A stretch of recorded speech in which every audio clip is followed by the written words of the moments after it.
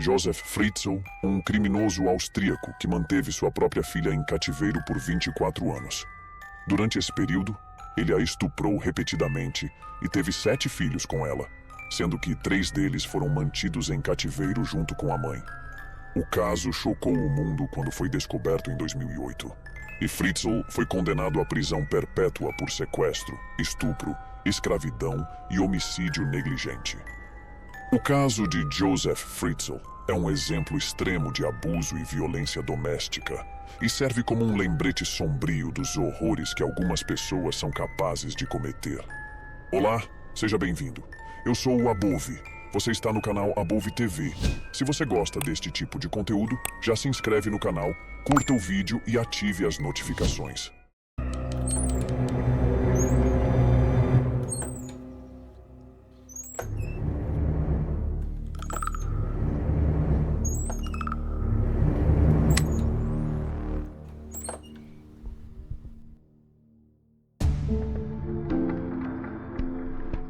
Quando Josef Fritzl solicitou uma licença para expandir seu porão em 1978, ninguém se importou.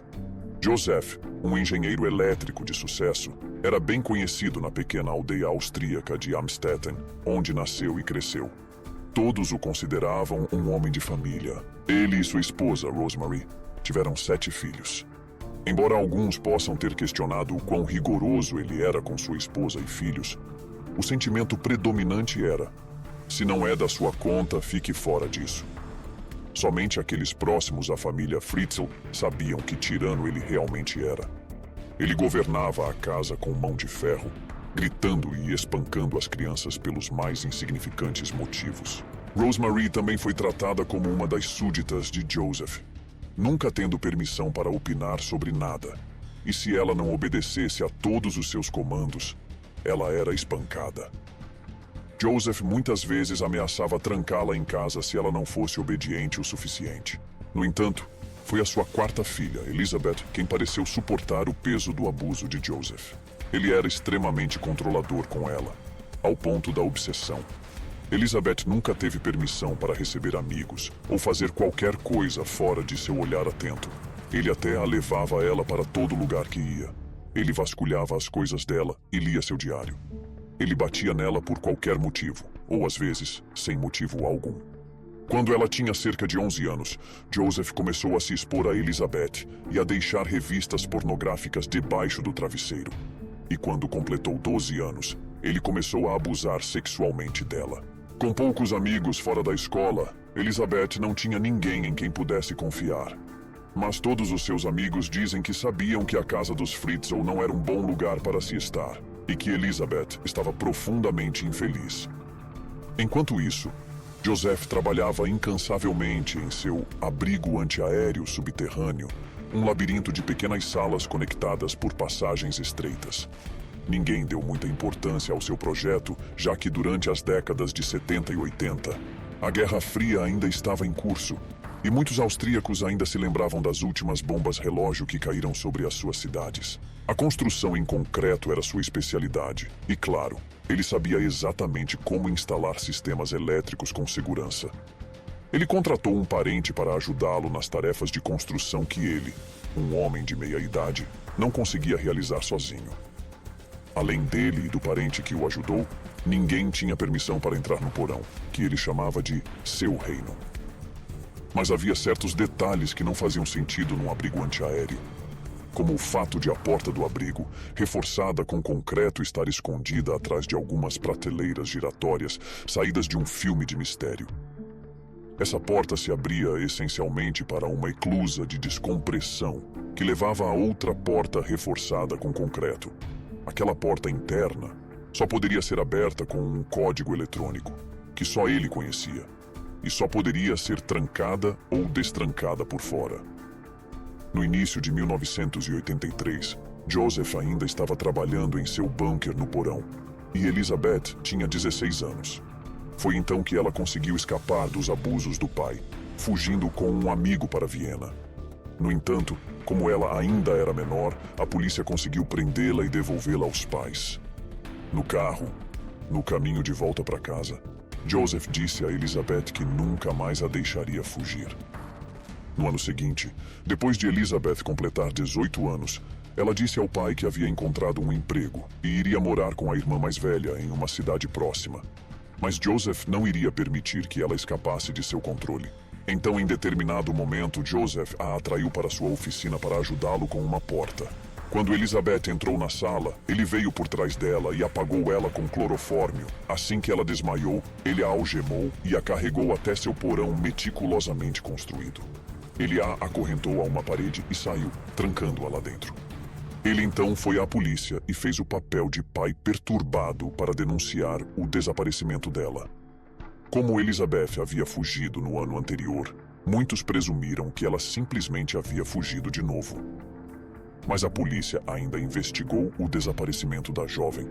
E se houvesse algum crime, o pai dela seria o principal suspeito. Ao investigar o passado de Joseph, encontraram alguns detalhes preocupantes. Quando ele e Rosemary se casaram, ele ficava fora até tarde da noite, andando de bicicleta e espiando os casais enquanto eles namoravam ou faziam sexo. Ele se expunha às mulheres na rua e até se masturbava na frente delas.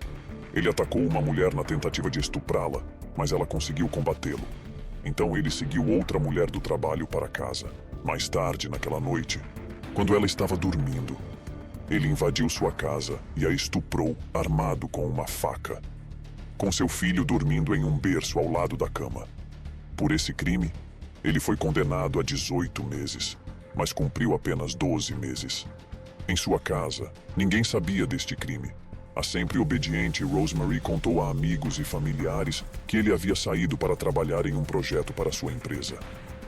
Após 15 anos, a condenação por estupro foi retirada de seu registro policial.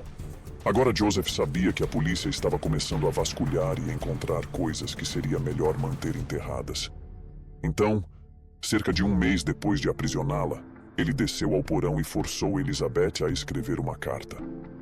Nele ela afirmava que estava viva e bem, havia aderido a uma seita e os instruiu a não a procurar a família. Fritzl dirigiu 160 quilômetros para enviar a carta, iniciando o que se tornaria sua vida dupla.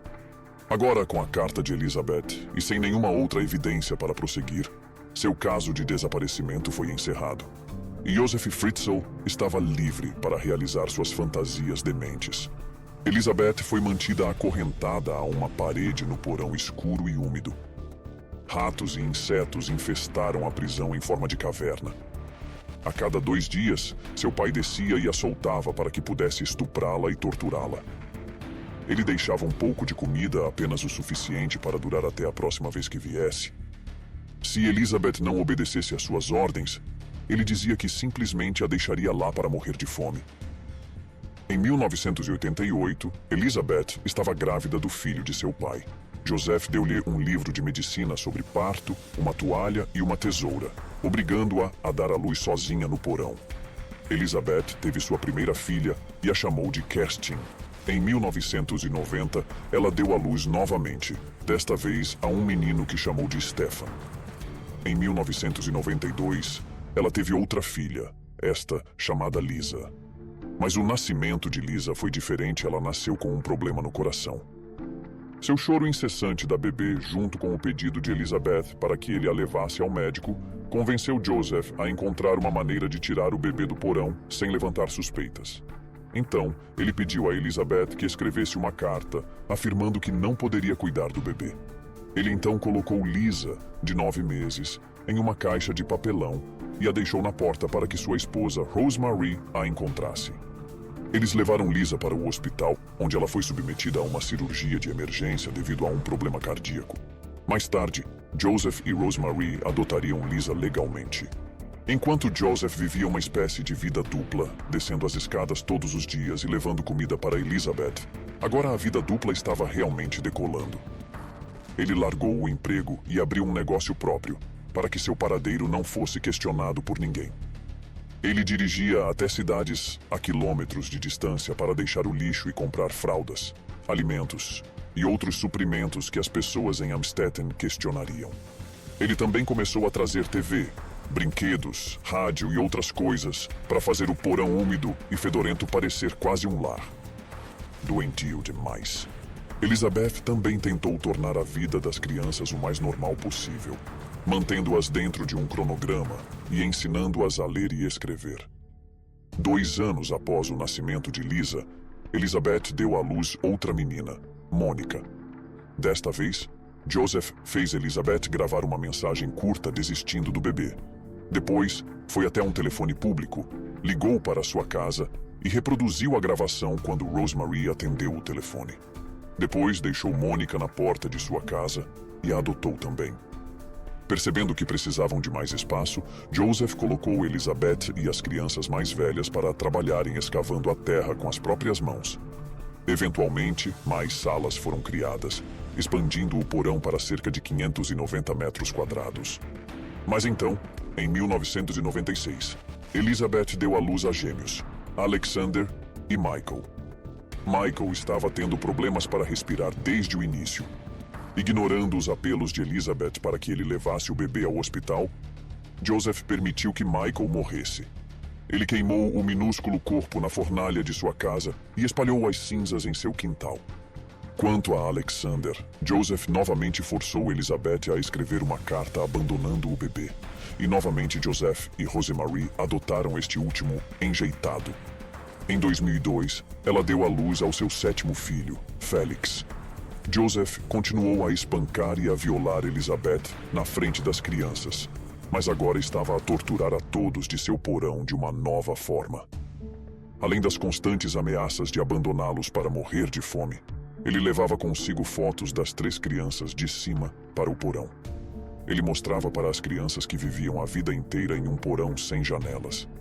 As fotos de seus irmãos brincando ao ar livre sob a luz do sol, abrindo presentes de Natal e tendo aulas de ginástica e música.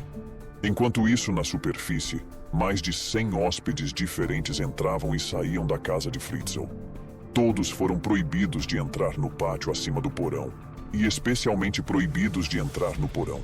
Embora alguns inquilinos tenham relatado ter ouvido sons estranhos, Joseph sempre conseguiu explicá-los. Além disso, assistentes sociais visitaram a casa dos Fritzl 21 vezes para verificar o bem-estar dos adotados. Nenhum deles encontrou nada suspeito também. Mas a vida num lugar tão imundo e escuro não poderia continuar para sempre. Em abril de 2008, Kerstin, primeira filha de Elizabeth, agora com 19 anos, começou a ter convulsões graves e a perder a consciência. Finalmente sucumbindo aos apelos de Elizabeth, Joseph concordou em levá-la a um hospital. No dia 18 de abril, Elizabeth ajudou a tirar a filha mais velha do porão. Quando Josef Fritzl levou sua neta para o hospital estadual Mostviertel Amstetten, ela estava em estado grave. Sua pele era tão pálida que era translúcida. Seus dentes estavam todos podres. Ela sofria de convulsões, com perda de consciência, e seus rins e fígado estavam parando. Os médicos não sabiam dizer o que estava causando todos esses sintomas, mas apontaram para negligência grave. Quando questionado sobre o que havia acontecido com a jovem, Joseph agiu de forma irritada, recusando-se a responder. Ele só queria que os médicos curassem Kerstin e a mandassem de volta para casa o mais rápido possível. Então a equipe do hospital descobriu outra coisa que fez soar o alarme. Kerstin Fritzl parecia não existir. Não havia registro de nascimento dela, nem registros escolares, nem registros médicos, nada. Quando Kerstin entrou em coma, os médicos sabiam que precisavam encontrar sua mãe, para que talvez ela pudesse esclarecer o que estava acontecendo. Joseph afirmou que não tinha ideia de onde Elizabeth estava. Ele disse que encontrou Kerstin largada na sua porta com um bilhete como os outros. Então, os médicos e a polícia recorreram à mídia, implorando a Elizabeth que fosse ao hospital e os ajudasse a salvar a filha. No porão, Elizabeth viu as notícias de que todos estavam procurando por ela. De alguma forma, ela conseguiu convencer o pai a deixá-la ir para o hospital, prometendo que não contaria a ninguém onde realmente esteve nos últimos 24 anos. Em 26 de abril de 2008, Joseph permitiu que Elizabeth tirasse Stephanie Felix do porão pela primeira vez em suas vidas. Quando Elizabeth chegou ao hospital, ela estava magra, pálida e seu cabelo estava totalmente branco. As crianças eram igualmente magras e pálidas. Então a polícia levou Elizabeth para o interrogatório. No início, ela cumpriu a promessa feita ao pai e não disse nada sobre o que havia acontecido. Mas quando lhe disseram que ela poderia ser acusada de ser cúmplice de um crime, ela cedeu. Ao longo de 2 horas, ela contou à polícia sobre o inferno que suportou naquele porão nos últimos anos. Joseph Fritzl foi preso naquele dia.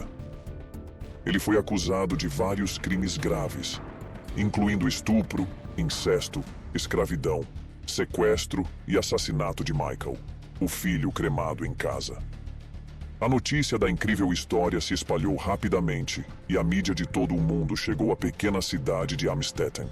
Após a recuperação de Kerstin, Elizabeth e todos os seus filhos, confirmados por DNA como sendo filhos biológicos de Joseph, foram levados para uma clínica psiquiátrica em Amstetten. O policial que levou os meninos até lá descreveu como Félix não falava, apenas mantinha o nariz encostado na janela do carro, fascinado pelo mundo lá fora. Eles permaneceram na clínica por 1 ano, recebendo tratamento médico e psiquiátrico e aprendendo a se adaptar à vida lá fora. O julgamento de Joseph, iniciado em 16 de março de 2009, foi uma sensação. Apenas 100 jornalistas escolhidos a dedo foram autorizados a comparecer. A princípio, Joseph se declarou inocente. Sua defesa foi que Elizabeth era uma adolescente selvagem e descontrolada, viciada em drogas e envolvida em prostituição. Ele apenas a trancou, disse ele, para salvá-la de um estilo de vida tão destrutivo. Mas em suas avaliações psiquiátricas ordenadas pelo tribunal, contestaram isto. Ele disse ao terapeuta que nasceu para estuprar e que trancafiou a filha para não estuprar outras mulheres. Ele foi diagnosticado com transtorno de personalidade combinado grave, incluindo personalidades borderline, esquizotípicas e esquizoides. Antes do julgamento, o depoimento de Elizabeth, com mais de 11 horas de duração, foi gravado para protegê-la. Quando a fita foi reproduzida, a tortura que ela descreveu nas mãos de seu pai foi tão terrível que alguns jurados não aguentaram assistir por mais de 2 horas seguidas. Joseph, que até então não tinha nenhuma emoção, desabou. Ele mudou sua declaração para culpado, assumiu a responsabilidade por seus crimes e pediu desculpas à família. Ele foi condenado ao máximo permitido pela lei austríaca: prisão perpétua.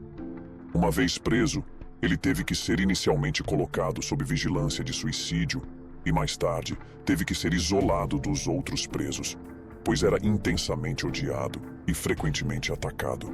Em certo momento, ele até mudou seu nome para Joseph Meyerhoff. Atualmente, ele foi transferido de uma unidade de alta segurança para delinquentes com perturbações mentais para uma prisão normal.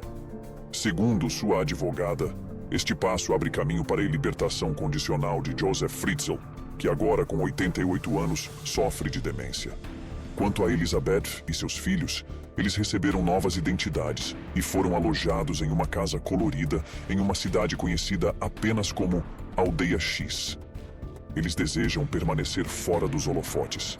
Os relatos são de que todos estão muito bem e que Elizabeth até encontrou o amor e se casou. O porão onde ela e seus filhos passaram tantos anos foi, por um tempo, uma espécie de atração turística horrível. Mas em 2013, a cidade de Amstetten mandou enchê-lo com cimento, fechando-o para sempre.